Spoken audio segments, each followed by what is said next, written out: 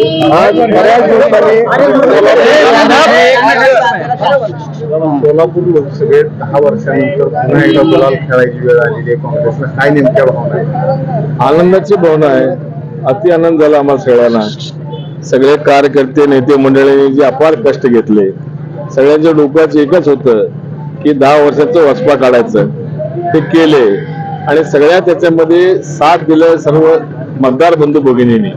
कारण त्यांचं जे सगळं खोटं चाललं होतं सगळं ते प्रामुख्याने शेतकरी लोक नाराज होते, युवक नाराज होते, रोजगार नाही म्हणून, महागाईमुळे त्रास झाले ते लोक.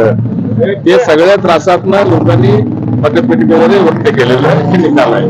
अक्कलकोट मध्ये चांगलं मताधिक्य चांगल्या रीतीने मिळालेलं दिसतं. मताधिक्य अजून मला डिटेल आलं नाही. मतदान चांगलं झालं, मतदान चांगलं झालेलं आहे. आमच्या तालुक्यात त्यांचं जे हे होतं की आम्ही एवढं आघाडी घेऊ, तेवढं गेल्या वेळेपेक्षा जास्त लीड घेऊ, तसं काय झालं नाही. जवळजवळ लेवल आल्यासारखं आलेलं आहे. अजून डिटेल काय त्याचं आलं नाही. सोलापूर मतदारसंघामध्ये भाजपचे आमदार असताना देखील हा मोठा विजय होताना एकीकडे काँग्रेस कार्यकर्त्यांमध्ये आनंदाचं वातावरण आहे. विधानसभेला आता थोडक्यात विधानसभेला हेच चित्र दिसणार, 100% दिसणार. ह्याच्यापेक्षा चांगलं दिसणार अजून जास्त. विरोधकाला आम्ही काय सांगावं, त्यांनी आत्मचिंतन करावं.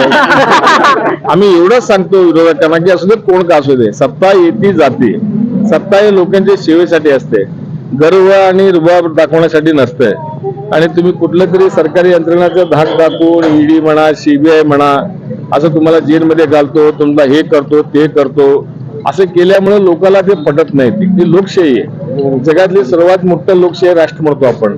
मग इथे लोकशाही टिकण्यासाठी किती जणांनी हातातून पत्रकाराला आहे लोकशाही. पक्ष फोड झाली ही चांगलं आवडलं, रुजणार नाही ते. पक्ष फोडलं रुजणार नाही. तुम्ही जर एवढं चांगलं काम करत असाल, तुमच्याकडे जर एवढं चांगलं यंत्रणा असेल, मग दुसऱ्याचं पक्ष फोडायची काय गरज आहे? दुसऱ्याचे उमेदवार घ्यायची काय गरज आहे? त्यांनी स्वतःच्या बळावर कुठं आले नाही. सगळे आता जे गेलेले होते सगळे 65% सगळे विरोधी पक्षातले लोक आहेत.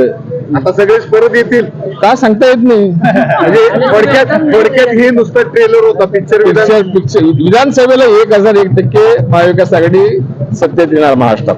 हे काय काळ्या दगडावरची रेस आहे. लाल पोरं पण सांगू शकते.